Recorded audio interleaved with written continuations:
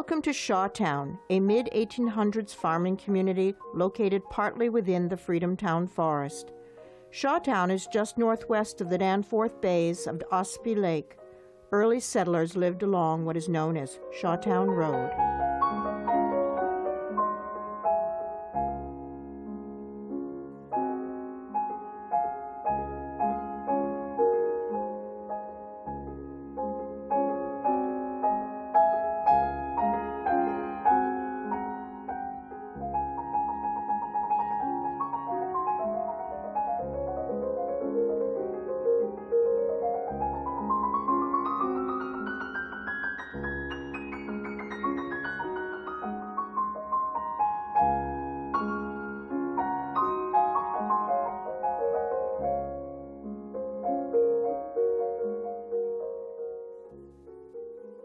We're standing atop Mary's Mountain.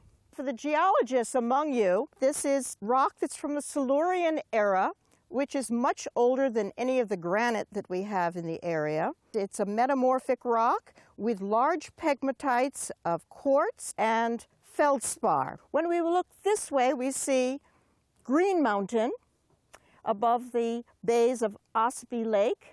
You can see there's oak all around us, but in the early 1800s, down below alongside Ospey Lake was all white pine and pitch pine.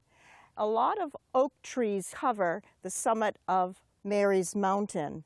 Of course, this was a coveted tree in the 1880s when a mill was set up in Shawtown after the demise of the neighborhood, and shook was produced. Barrels that are made and then knocked down, bundled together to be transported to the coast where they'd be put aboard ships for the ship's coopers to reassemble and fill with oil, molasses, whatever was needed to put in them.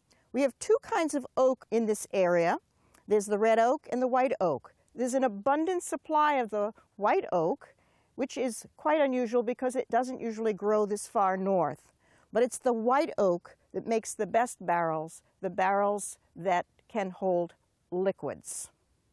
And we're looking out toward Ospey Lake and the Ospey Ring Dike with Mount Shaw as its tallest peak.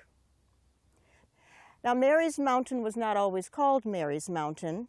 During the lives of the Shawtown people who lived here, it was known as the mountain pasture because several of the inhabitants had sheep and they let them loose in the morning to forage on the grasses here, and then they were brought back into the barns in the evening. And you can see the evidence of sheep having foraged here because the grasses no longer cover the top of the mountain. Ellis B. Usher was the owner of this land. He owned 5,000 acres this side of Ospey Lake as well as in other towns. And he was very interested in the white pine to feed his mills in Hollis and Buxton on the Saco River near Portland. He was a big lumber baron. And when the banks failed, after the great land speculation era of 1836, he sold out to a founding father of freedom, and that was Amos Toll, Jr. It was Amos Toll, Jr. who encouraged settlers to settle here in Shawtown, giving them land to build houses on, be tenants for 10 years or so before he gave them land of their own. And that is how Shawtown started. From this vantage point atop Mary's Mountain, we can see Foss Mountain in Eaton. So who was Mary? There was a Mary in nearly every family in Shawtown. She was a puzzle to me until I got into deeds and discovered that Mary changed her name several times, some of it because she got married 5 times. It seems that every 2 years she had a new husband. Some of these men were cousins. In 1880, Mary bought this mountain, all 150 acres of it.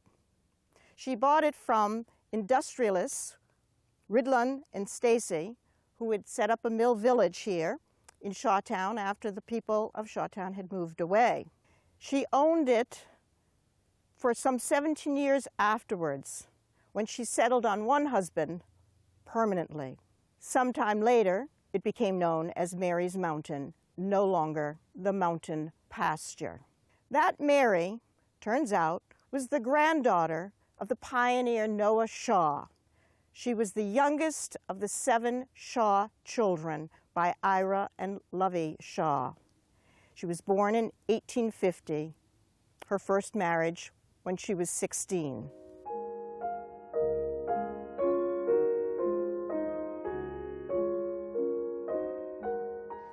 As we're journeying through Shawtown from south to north, we're stopping first at the dwelling place of Abram Tyler. Now, Abram Tyler was the brother-in-law of Joel Stokes, who owned the land, and he will visit his home site next.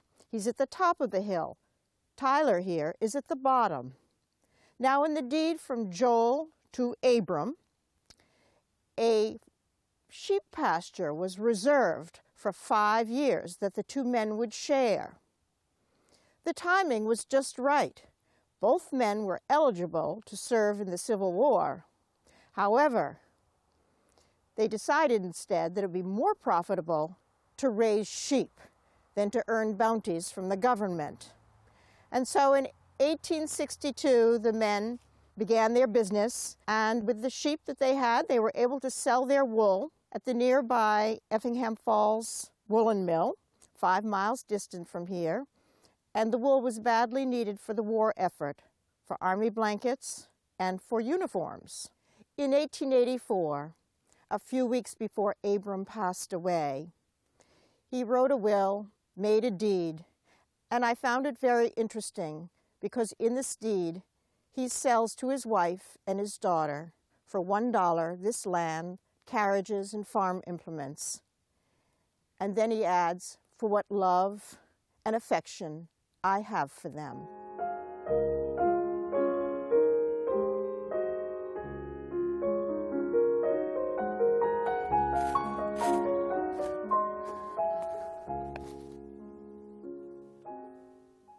So here we are at the top of the hill. I call the hill Toll's Knoll because before Joel Stokes owned it, it belonged to Amos Toll. Now, this is the choicest spot in all of Shawtown to build a house, and Amos must have known that because he built this house in the mid-1840s for his son, Rensselaer Toll, and his wife, Carolyn Gilman Toll of Effingham. It was intended as a stage stop, as a tavern. Well, the house was beautifully sited up here with views to Green Mountain, panning all the way to Watson Hill and even Foss Mountain. The people who farmed here would have had extra frost-free days because of its elevation. So that would have allowed them another week or 2 to bring in their crops before their first frost.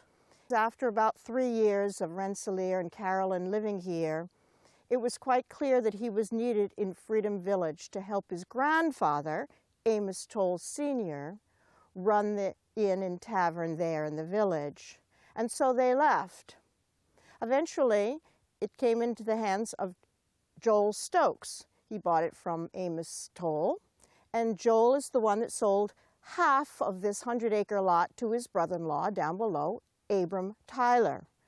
And they were in the sheep business, as I mentioned. There are some very interesting features about this cellar hole. I really love it. One is right here. If you can see the notched granite, it clearly was designed to go around something. It is hand split. You might not be able to see it, but there are the wedge and feather marks.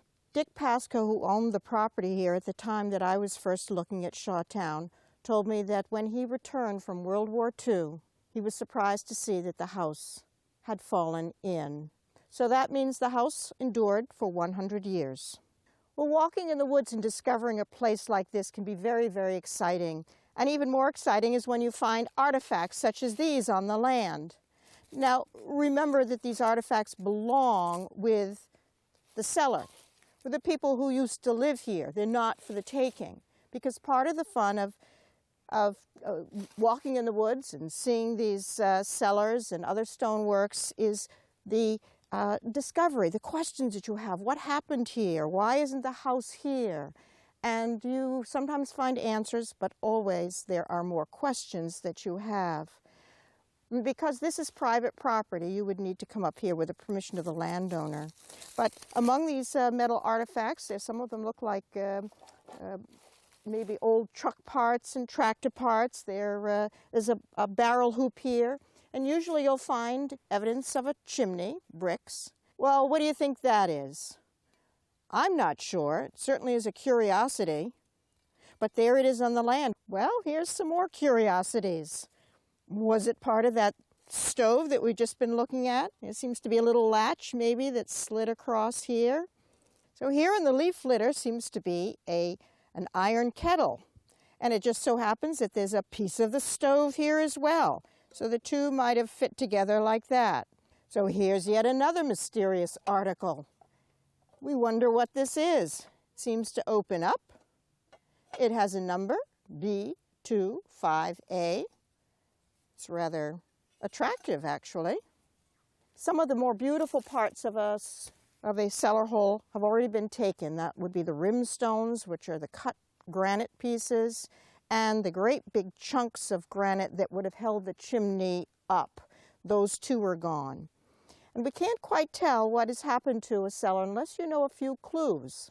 If you look inside the stoneworks and you see that there's a little tinge of pink someplace and the granite looks a little fragile, then we know that there was a fire. In many cases, sometimes the houses were simply lifted off their foundation, placed on hemlock skids, and pulled by 20 pair of oxen to a new foundation.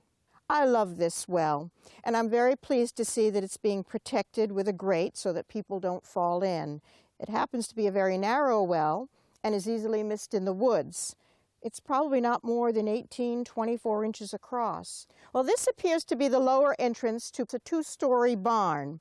Barns were very important in the 1800s because, especially if you raised sheep, you had to herd them and bring them in at night so that they would be protected from predators, and then you'd let them out in the morning. Nothing easier than raising sheep, a whole lot easier than raising crops. So we're right now at the uphill side of a stone crossing, a little cart pathway here, and the water flowing downhill to the other side. Well, by my calculations, this bridge is at least 165 years old. It's built with perhaps 5 granite stringers. This was known as a cart path, and obviously this would be where the horses would come up to the barn, bringing passengers to the stage stop and inn up above us.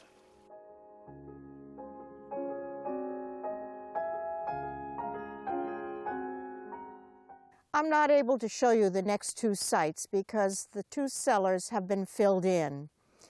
The one belonged to Ebenezer Eldridge and his wife, Arvilla, and the other to Porter and Polly Ward. So one cellar was on this side of the wall and the other on this side of the wall. This wall is quite remarkable because of the size of the boulders in it. These are very large and not stones that are not easily rolled, so they would have needed some oxen to pull these. It's like a string of pearls. Now, Ebenezer Eldridge had an older sister. Her name was Jane.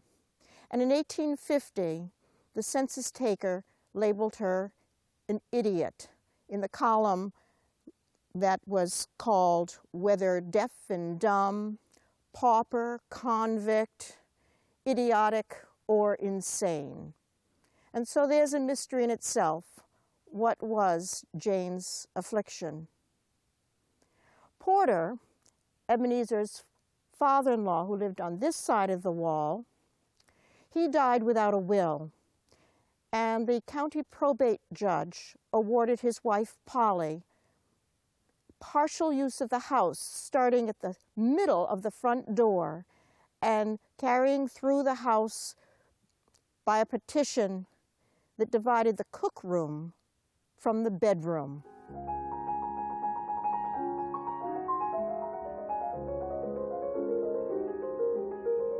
Well, I've brought you into what I call the heart and soul of Shawtown. This is the soul of Shawtown. This is where land was set aside by Amos Toll, Jr. for a graveyard for the people that lived in Shawtown. The first death was Sarah Shaw, the pioneer's wife, in 1853. The next death, as far as I can see from the records, was Peter Dana. And here he is with a stone that says that he was 22 years old. In fact, he was only 19, and the records show that he died of typhoid fever. The stone is marble, it appears to be, and it's a very nice stone. The Danas did not have a lot of money, and what I think happened was that perhaps 3 years after his death, a stonemason may have come through town, and by then Peter would have been 22. And that might account for why the stone says 22. Sadly, the next year after he passed away, his 18-year-old sister, newly married, also died. But it's a mystery where she is buried because there is no stone for Nancy. Sarah Shaw was buried here, as well as her husband, the pioneer, Noah Shaw, some 10 years later. But their bodies were removed because their burial ground is now at Effingham Falls on the Freedom side at Parsons Cemetery. And others were moved there too. They lost 2 daughters, the Shaws did, in 1862. And there were some other children who died also that year.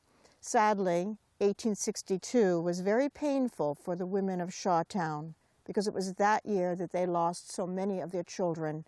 It was the time of smallpox. Well, this is a mystery, I think.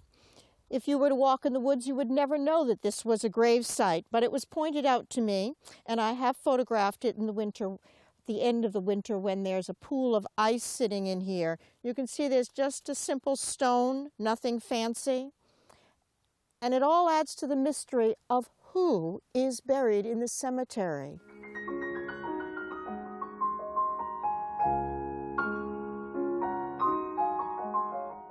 Well, this is the dwelling place of Ira and Lovey Shaw. Lovey was a Durgan, and her family came from Northwood originally, as did the Shaws. And I find it very interesting that the two were cousins. They had 6 daughters and 1 son. The son was named after his grandfather. That was Noah. It was a large house, and there's a corner around the other side where the stairwell came down. Another portion of the cellar held the chimney. When Lincoln called for troops in 1861, Noah, grandson of the pioneer, was among the first to enlist. He enlisted in the New Hampshire 5th Regiment, which got its nickname, the Fighting Fifth. They did some very interesting things. May 26th, 27th, his regiment, along with help from a New York regiment, 1,000 men in all, built what's called Grapevine Bridge.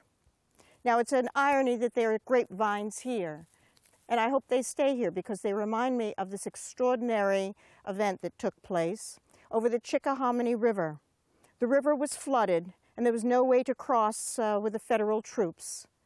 The men of the 5th built the bridge in 2 days out of logs and grapevines, nothing more. There were no nails, no dowels. And the bridge was so strong, it carried wagons, horses, supplies, 1,000 men in time to interrupt the advancing rebels. On June 1st, a few days later, the regiment was at the Battle of Fair Oaks. Noah Shaw was wounded. A bullet struck him through the neck. It went down through his chest, and that lead ball stayed in his chest the rest of his life. As soon as the family got word that Noah had been injured severely, Ira, Noah's father, enlisted in the same regiment. His first battle experience was at Antietam a couple of months later. And while he stopped to recap his rifle, he took a bullet in his elbow, and his arm had to be amputated. Well, this is where Mary was born. She was born in 1850, the youngest of all the Shaw's 7 children. She got married at age 16, had a daughter, Jane. She was widowed at some point, perhaps about age 20. Mary's next husbands included a cousin and a laborer who worked in here. She seemed to get married about every 2 years. The mystery is, where are her husbands buried? Why did she have so many? Why did they die after several years? Mary lived here the longest of anybody in Shawtown. She was here for at least 50 years. She's the one who in 1880 had money enough to buy Mary's mountain, what was then known as the mountain pasture. She sold it 17 years later to a land trader and moved with another husband, Valentine Augustine Jeunesse, to Wolfboro.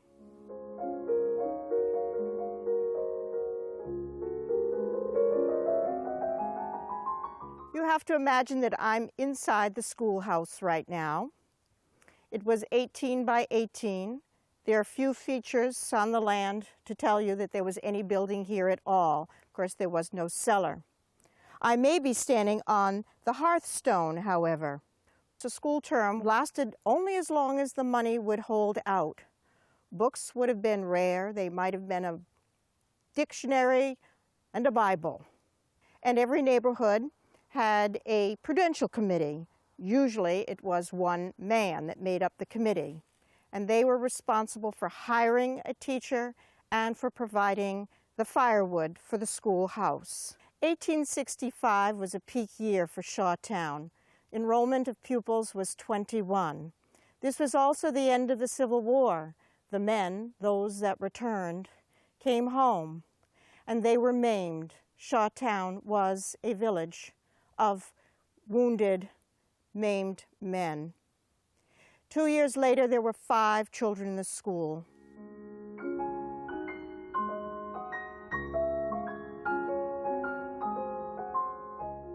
Well, this rock is very typical of the kinds that we find in Shawtown. There are many large boulders that were left on the land by the last glacier when it melted some 10,000 years ago. And they were nuisances upon the land that a farmer might want to clear.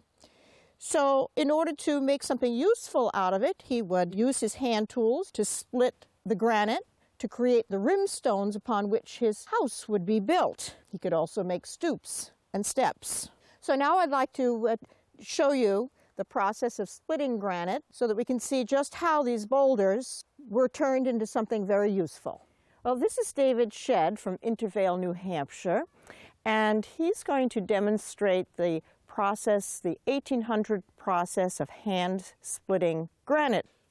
And I would think that it would take probably 20 minutes to a half hour to make a hole. So you could see what a time-consuming effort it was to split stone. With this, the idea is to work gradually, because if you, and almost slowly, depending on, this is not a very thick stone, so it will split fairly easily. See, they were musicians as well as stone splitters. I can start to see the crack showing through the dust.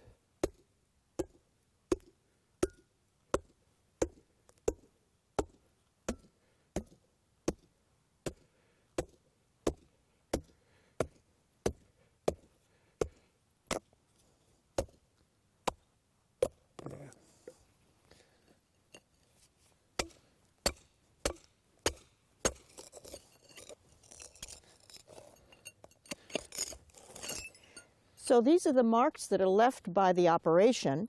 They're prevalent in many of the blocks and stoops and steps that we find throughout New Hampshire and in New England on foundation stones. Most people don't know what they are, but now you've seen it for yourself. Now this is pink granite, Conway pink, or often called red stone, and what we're looking at is a lot of quartz and feldspar in the stone. They're large crystals. This is granite that formed during the Jurassic period, the dinosaurs, and it's because of the large crystals, it's a very fragile granite, and so it's split quite easily. By texture, one can almost begin to see the crystalline structure of the feldspar, at least the faces, if one looks close. And what I'm beginning to understand better is what is meant by the grain of the stone, so that if one wants to split stone, the first thing to have a sense of is what its grain is, because it is so much easier to try, and you end up with something more useful.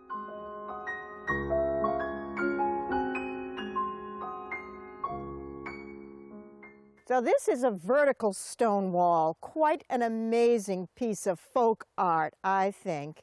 It really looks like a staircase, and in fact it is a boundary wall, but it goes up the side of Mary's Mountain. It was referred to as the mountain pasture. So it defined the mountain pasture where the sheep were sent to forage.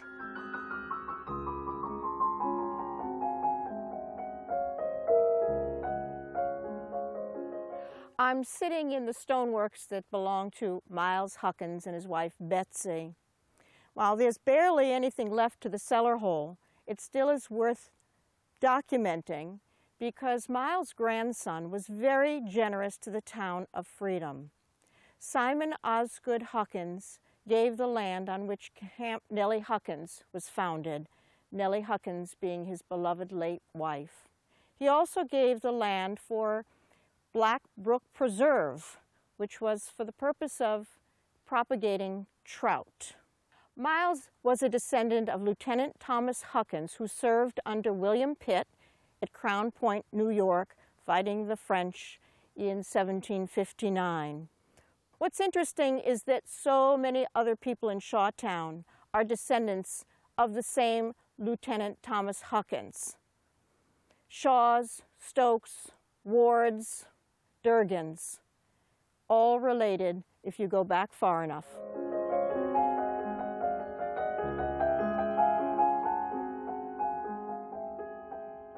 I'm standing at the far end of Noah Shaw Pioneer's Cart Road.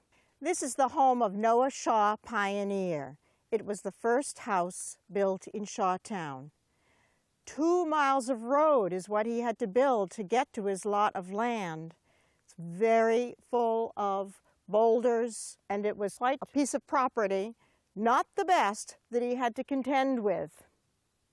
But he did utilize the stones to make stone walls. They're in abundance here. He had a nice siting because we're looking to the south-southwest, so this would have been nice warm days for him in the winter as well. Noah Shaw Pioneer came from Northwood, as did his wife, Sarah, and they lived in the mountain district of Northwood. Not unlike this land here, except that Northwood was pretty much built out, and Noah stood no chance of inheriting his father's land. His father was a wagoner in the Revolutionary War, and when he came home from serving, Noah was born about the first American, 1776. In the cellar here, you can see this enormous twin oak. The trees here grow quite large. We have beech, a lot of oak, and pine and hemlock grow in these woods. The cellar itself has endured quite significantly. I would say it dates from 1832. We have this one corner that is still very beautiful, and I think Noah would have been very proud if he could come back and see the work that he'd done. This is a nice piece of hand-split granite. You can see the pin and feather marks here. And I like to think that perhaps this was the stoop on which they wiped their feet when they entered their house. This is Noah Shaw Pioneer's well, and I think his wife, Sarah, would have been quite pleased to have such an important resource so proximate to her house. I'm going to show you that it is still full of water.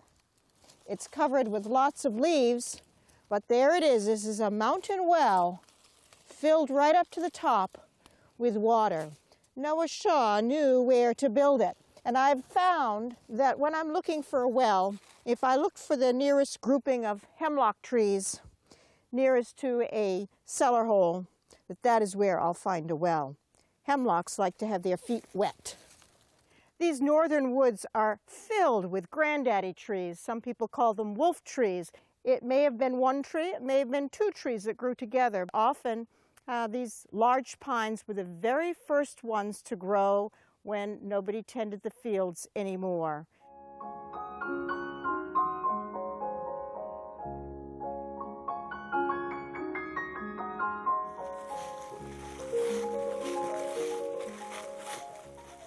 This is another partial cellar, the dwelling of Antoine and Betsy Dana. I say Antoine because I puzzled over his name early on. It was always spelled Antron. I didn't recognize that as any name until I saw other records that said his name was Anthony, and I realized then that he was French-Canadian. Anthony was 49 when he enlisted in the Army. He needn't have served. Men to the age of 45 were eligible. He was no longer eligible, but he lied about his age. He left for the war, said he'd be back in 3 years. That was a long time for Betsy, but when he died 4 months later in St. Augustine, Florida, Betsy knew that that was forever. With her husband gone, Betsy had to raise her remaining 5 children on her own, and she had to be clever about how she would survive. She began taking mortgages out to buy steer, raise them a few years, and then sell them. It was in this mortgage notebook that I discovered that she started raising bees. And I thought that was interesting. She also took on a dog. After remaining here 4 years, she sold the land to a land trader, and she moved to Bartlett as a live-in housekeeper for Mr. Emery. She could not get married to him because if she did, she would not get her widow's pension. Betsy did what she had to do.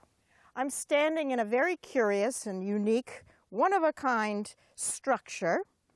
It's an above-ground stoneworks. There's no cellar here, and I have puzzled over it. It's just directly behind the partial cellar of the Dana homestead. Now, when I read Antoine's son, who's also named Antoine, except his records spelled it O-N-T-R-O-N, Antron, his marriage certificate said that his father was a blacksmith. So this might have been a blacksmith shop. Now this stove would not have been in there. It's not as old as the structure is. I believe it was probably put there by loggers who turned this into some kind of log camp. But there is evidence I just discovered of a chimney. This upturned tree holds some clues. There's a piece of brick. So there was a chimney associated with this interesting stoneworks. This is a unique bit of stonework associated with the Dana dwelling. In actuality, it's a mountain spring that they've captured with this naturally split granite. Anthony Dana didn't have to build a well. It's just pouring right out of here and filling this little cistern. And then from there it flows at one time. I remember seeing a pipe that it flowed through under the road to the other side toward their house.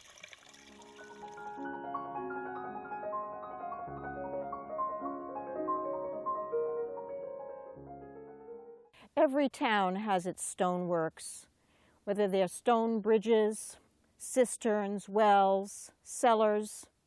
They're there, and we walk by them but never see them. They are definitely worth preserving. The cellar holes, they tell stories. Stone walls like this, they tell stories. The little cistern behind me, it has a story to tell too. This is our heritage, our history. and we want to preserve it. We don't want to fill them in. We want them to be there for the following generations.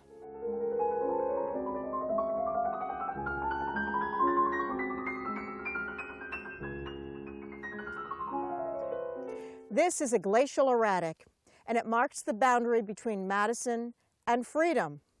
South of this boundary is Old Shawtown Road, and then north of this boundary, it's called Go Hill Road.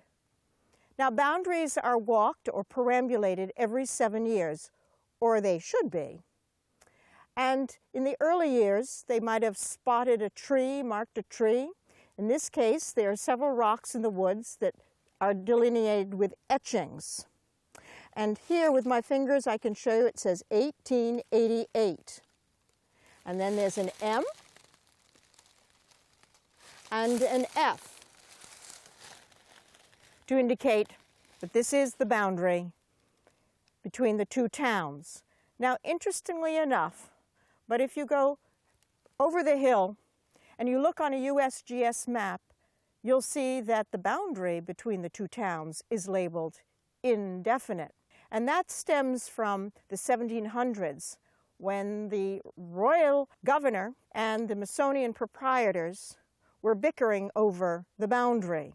And so that boundary was run at least 3 times, still not agreed upon today. However, there are no homes in this area anymore, and so it doesn't seem to be an issue.